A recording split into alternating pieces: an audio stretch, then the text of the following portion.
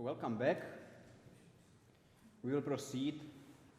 Let me welcome here our next guest of honor, Neri Marsili from the University of Barcelona. Thank you. Let me try. So I need to turn this on. Or do you hear me? Sorry. Do you hear me now? Oh, wow. Okay. Can it be less loud?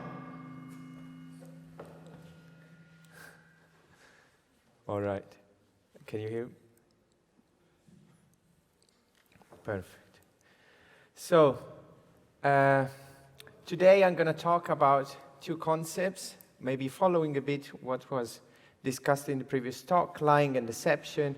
The focus will be on lying, and you have seen that philosophers are mainly interested in two questions. What is lying? So how can we define lying, in particular in terms of necessary and sufficient condition? And what makes lying prima facie wrong? So of course, we can have cases of lying that are excusable, but what is it about lying that is morally criticizable, blameworthy? I will first consider the standard view on lying, the most popular view between philosophers, actually maybe both views that were introduced in the previous talk. And I will show that there is a sort of puzzle for this view, namely cases of uncertainty, cases in which the speaker is not really fully convinced that what they are saying is false. And I will argue that we are better off with a graded definition of lying, and then show that something similar can be said also about deception.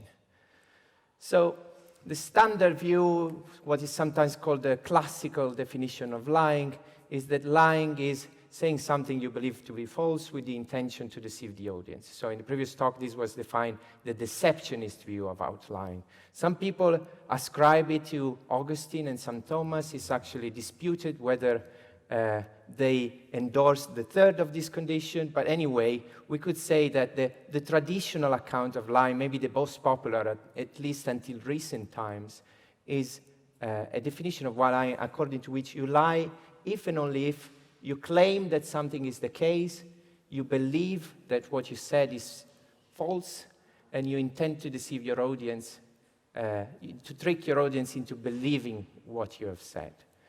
So condition 3 has been phrased in different ways, and you have seen some versions of it in the previous talk. And some people nowadays reject this third condition and argue that lying, after all, is just saying what you believe to be false and really mean it, so genuinely asserting it, as opposed to, for instance, ironically saying it, or other cases in which you don't really mean what you say. So I don't want to enter the debate here between deceptionist and non-deceptionist definition, but rather focus on what we may call the insincerity condition, so the view that you lie only if you say what you believe to be false. So the standard way to phrase this idea, the idea that a necessary condition for lying is that you believe that what you say is false, is to say that the speaker must believe the proposition to be false. Quite straightforward. What is sometimes not obvious to the eyes of the reader is that there is an implicit assumption behind this view, what I call the dichotomic view, which is the idea that basically either we believe that something is the case or we don't. So that, quite straightforwardly, if you say what you believe to be false, you are lying, whereas if you say what you believe to be true, you're not lying. And this is a pretty simple way to classify statements in statements that are lies and statements that are not lies. Then obviously you can have complications if you require the intention to deceive, but this is a rather helpful, elegant, simple account of what insincerity is, but one that doesn't work in a variety of cases. So I would like to introduce some examples, but first present the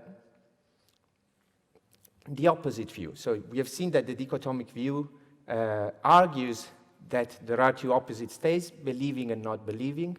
But some people think, well, actually, this is not really how our mind works. In many cases, we are uncertain.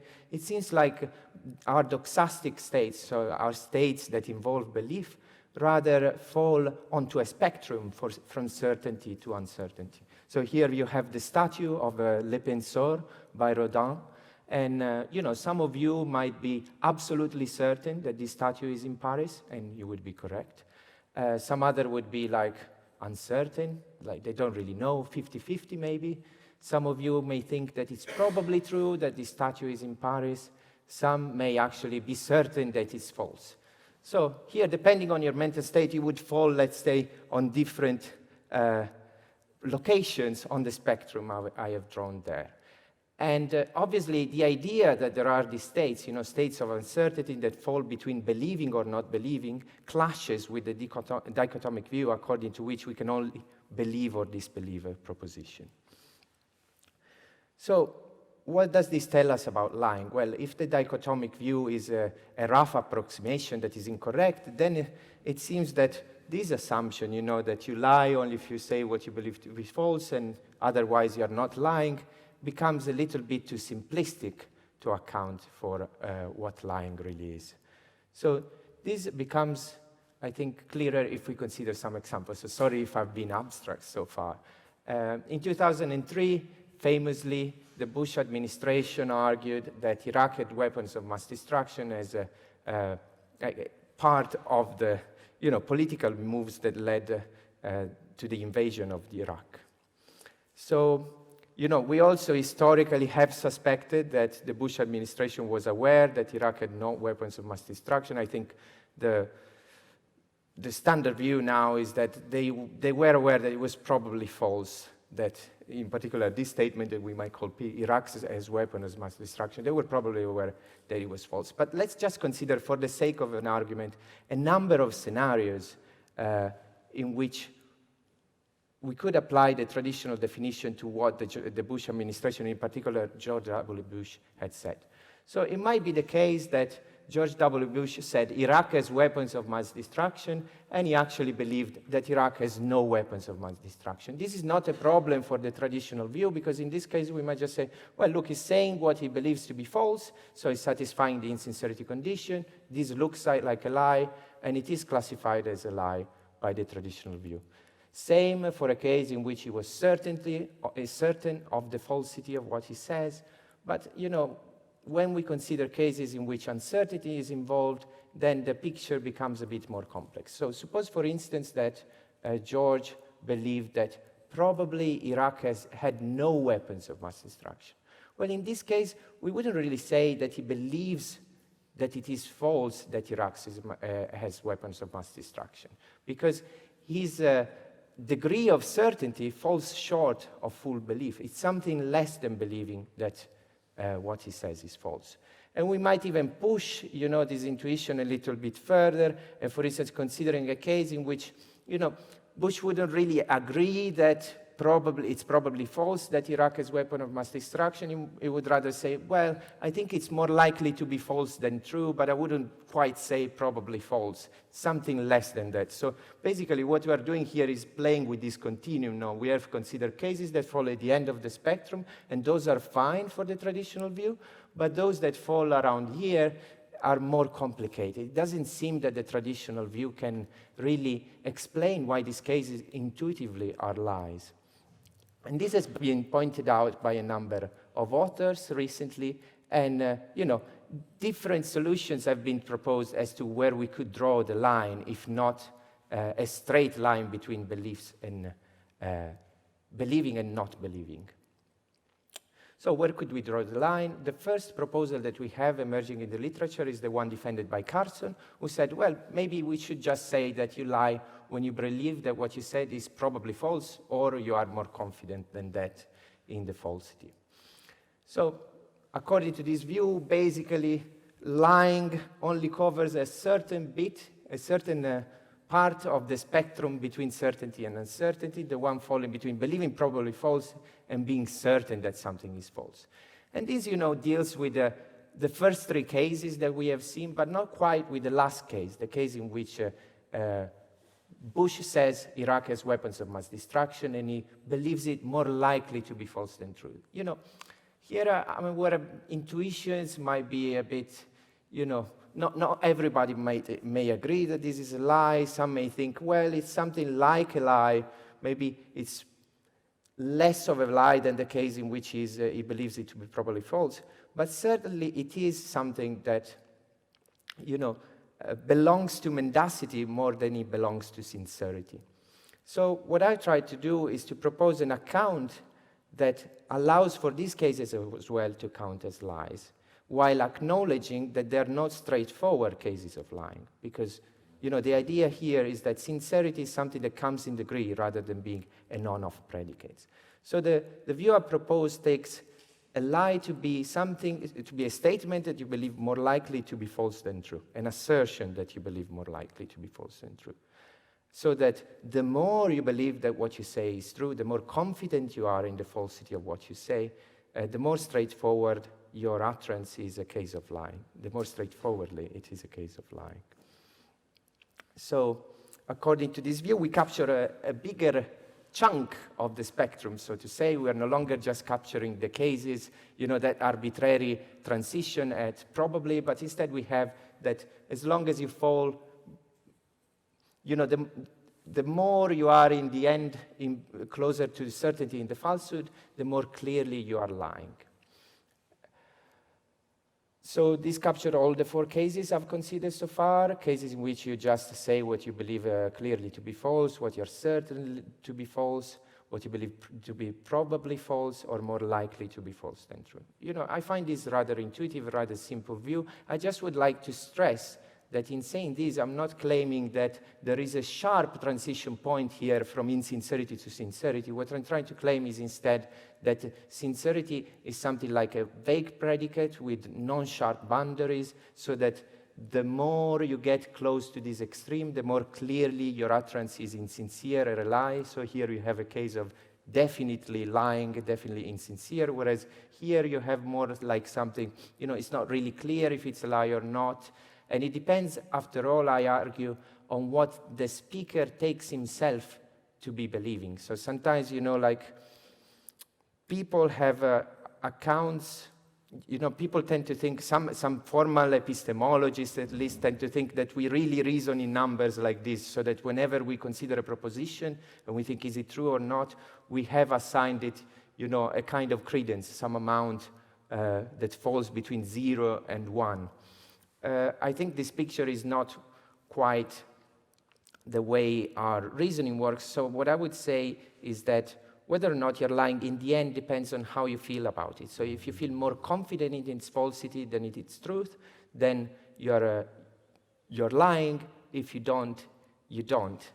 But ultimately, what determines whether you're lying or not is the fact that you take yourself to be believing something rather than having some numerical, so to say, evaluation of your belief. So I'm not postulating that every time when we think in numbers and we fall precisely somewhere in the spectrum, but rather we have a broad idea, and as long as your idea that you have your own belief is that is closer to falsity than truth, then you are lying.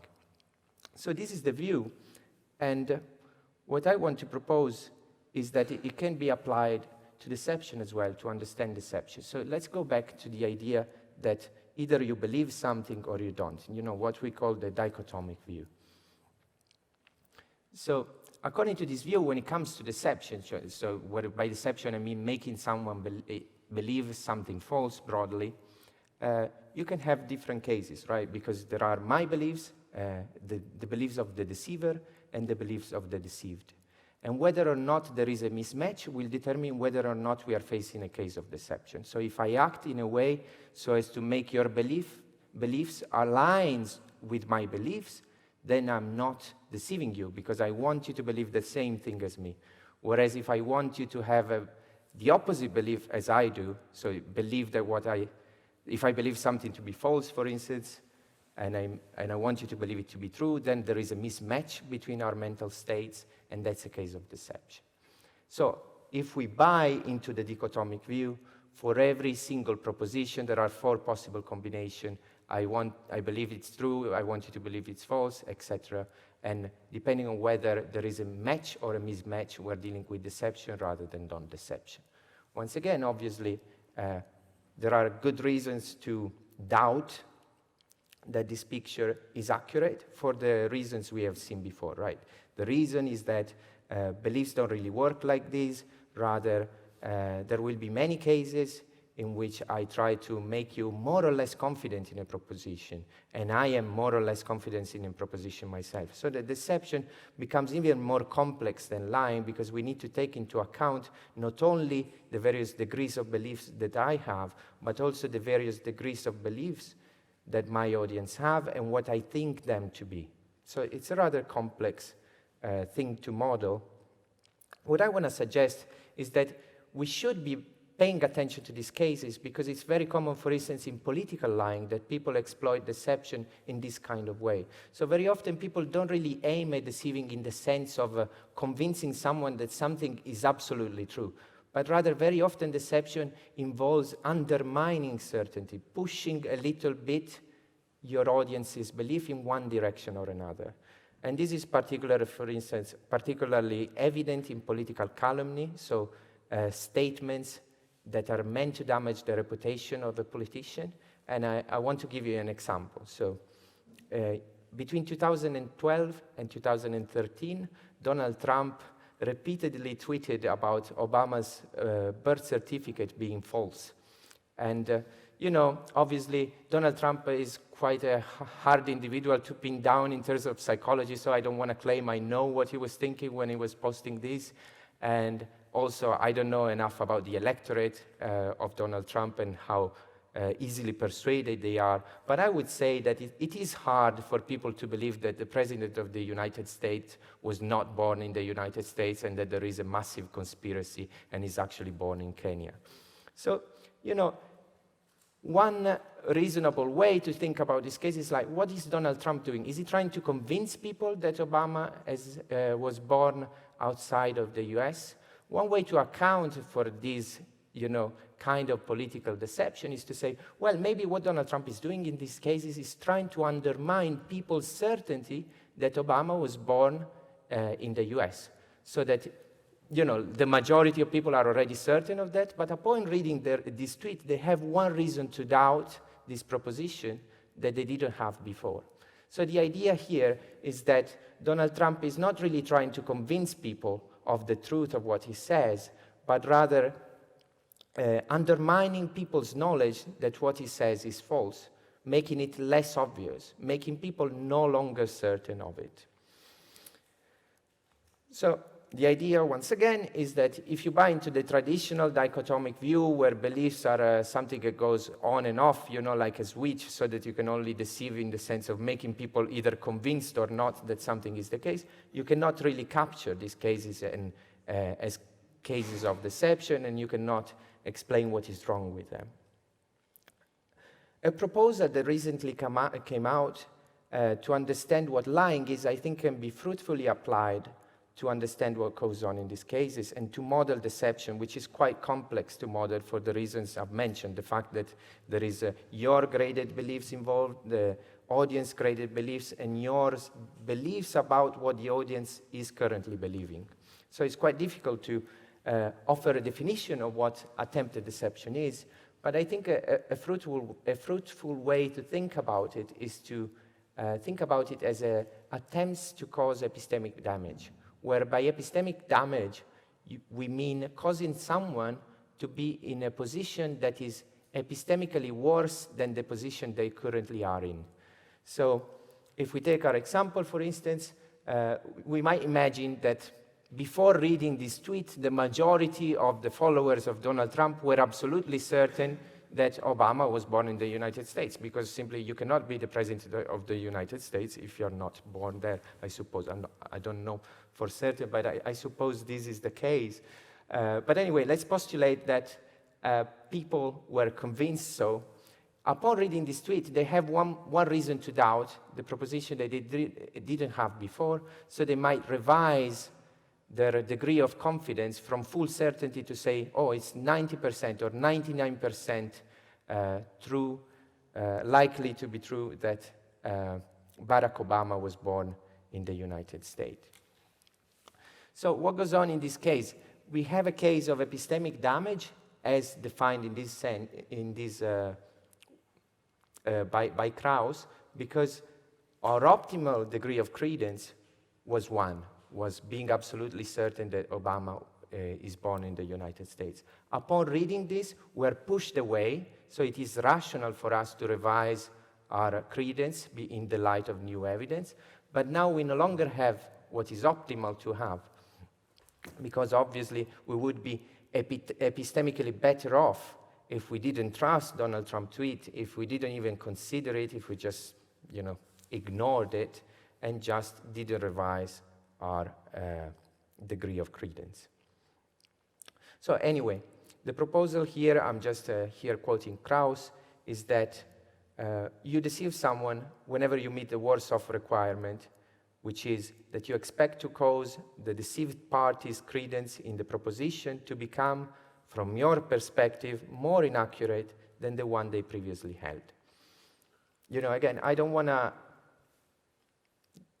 get lost in the details here because it's quite complex and we can discuss it in the Q&A, but the idea is that we now have an account, a model, so to say, to explain how lying comes in degrees and the dimensions along which it is graded.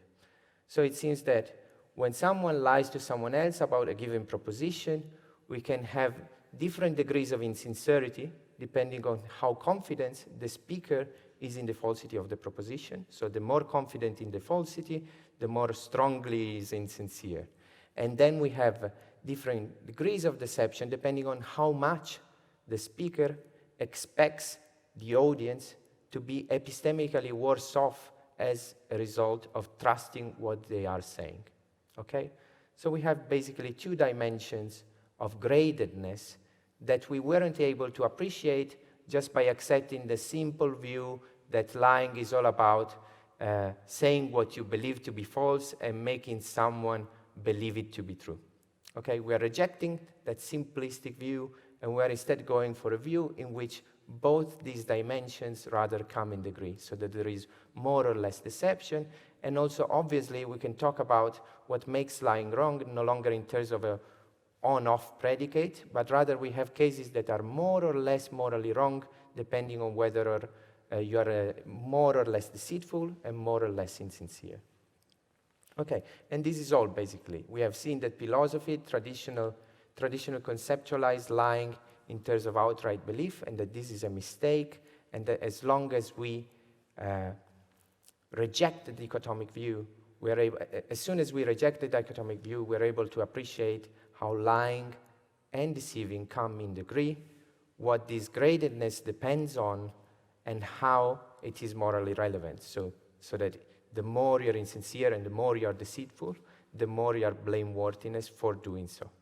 And with this, I'll leave you with the references.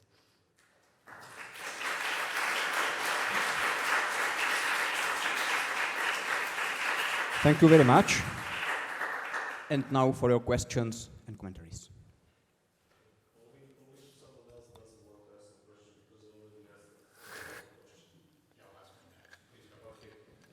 Thanks, Neri. So I actually have a talk against your talk, but I still want to ask you a question. I know. Yeah. I still want to ask you a question. When you were talking about knowledge lies, and I saw that in your paper as well, you talk about undermining confidence in a proposition in terms of that being equal to undermining knowledge. Actually, you can undermine my confidence in a proposition whereby I would still count as knowing the proposition. What I think happens in knowledge lies is that actually trust is being undermined, and that the knowledge lies are lies, non-deceptive lies, specifically designed to undermine trust. Can I give you an example? Say that I'm a crime boss, I committed a murder. You know that I committed the murder and you want to snitch to the police. So you want to go and tell the police that I committed the murder. Rather than killing you, I get 10 people to say that 10 different people committed the murder. So at the same time you show up at the police, there's 10 more guys. You say Vlad committed the murder, the other guy says Neri committed the murder, then the other guy says James committed the murder. So you have 11 people pinpointing 11 different murders. Now those are knowledge lies. The police they're not going to trust anybody. Knowledge lies make you suspend belief. They paralyze your reasoning. You know that at least 10 out of 11 people is lying, so you cannot trust anybody. There's no shift in your credence. It's just that the lie took away your justification for believing the proposition. You might believe the first person. You know, you might be, you know, in Sorensen's famous example, you could believe the first person. You could believe Antoninus when he stands up and says, I am Spartacus. And you could keep that confidence. Confidence is not dependent on epistemic justification. I think that, okay, enough about me. What do you have to say about this? So, two things basically. The first one is that in both your example and the standard example, I think it would be really hard to imagine how the audience would not revise their credences. But even if you came up with a successful example, it's not really a big deal for me. So it's not like I want to be committed to the, claim that there are absolutely no knowledge lies and all knowledge lies really are cases where there is an intent to deceive, but this intent to deceive is not enough, but rather, a graded intent to deceive. I just want to say that there are many interesting cases that have been traditionally referred to as knowledge lies that actually can also reasonably be described as cases in which what the speaker aims to do is to revise the audience credence, so like make the audience shift their credence. Okay, thanks. Fair enough. Thanks. Thank you. Hey, thanks. I really enjoyed that a lot. Just a silly question, I think. And I know you wanted to avoid, putting precise numbers when you were talking about lying in terms of this is all graded and so forth. But your count was, if I lie to you that P, if I believe that P, if I take P to be more likely false than true, is that sort of roughly? I'm just kind of curious, here's the silly part, so I apologize in advance.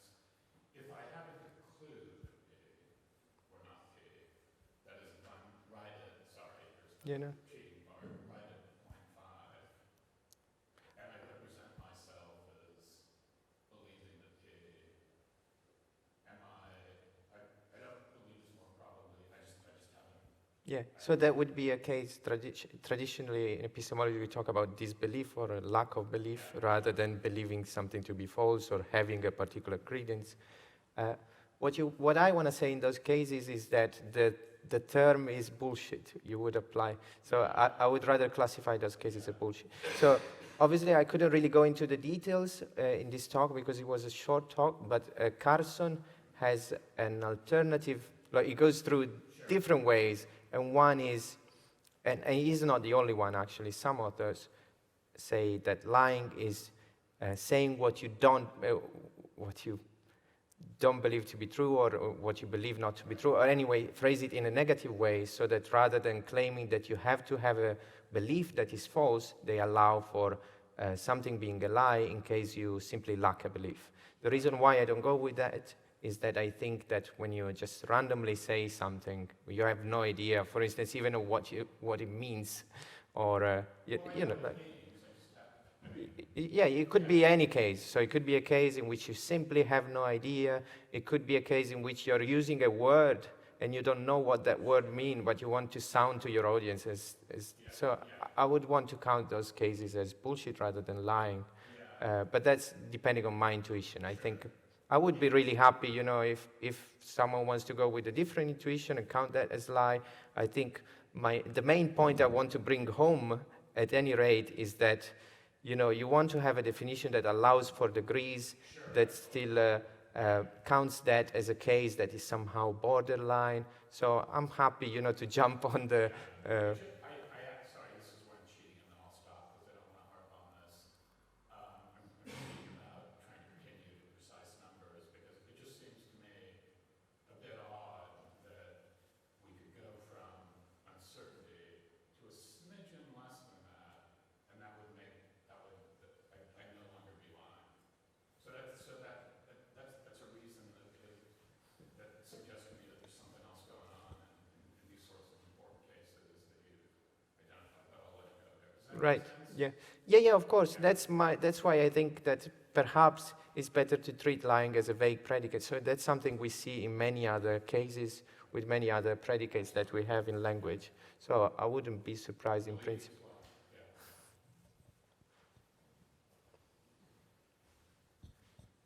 Thank you. Any other question? Please. Thank you for the talk. So one question that's, I guess maybe it's been asked, but I just want to be clear about your answer. So the case of somebody who has absolutely no clue about the truth or falsity of what they're saying, right? Many examples, right? Somebody asks you, is the bridge safe? You know nothing about this bridge. You don't know where the bridge is. And you say something about the bridge. Yeah, it's safe. Or no, it's not safe. Your claim is that that falls into the category of being just, was it bullshitting? That's what. Yes. Okay, so I want to be clear. So that's a use of bullshitting that obviously will have to be worked out. I know you have, but I guess the claim that is going to be in some people's minds is that that's closer to being a case of it falls into a category of acts that are not lies, and some people will be very unhappy with that. But you're happy to say it's not a lie, as well as positively saying it's a case of bullshit. I think that, as I said, I don't think we have strong intuitions about this case, because it's not really falling into the spectrum, that goes from certainty to uncertainty, Right. And I'm giving a definition that is based on this spectrum. And since there is this use of bullshit that tends to capture these cases, and some authors have criticized, for instance, Carson's definition on that basis. Right. I think, my intuition is that surely there is a use of the term bullshit that we would apply to this case. Is it exclusive? Does it mean that if something is bullshit, it's not also a lie? Sorry, I have that's what I so wanted to far be clear gone for this solution, but Right, you're using bullshit as so excluding. if you, as a native speaker, tell me that I should revise my intuition there, maybe I could go for it. I don't think it would radically undermine what I've said so far. Yeah, I just went with the majority view in that respect, really. Okay, but it's interesting because I think I'm on your side and it's not being a lie, but I find myself to have few allies, and you would be an ally. Okay, and a second question, and this is not an objection, I'm just curious.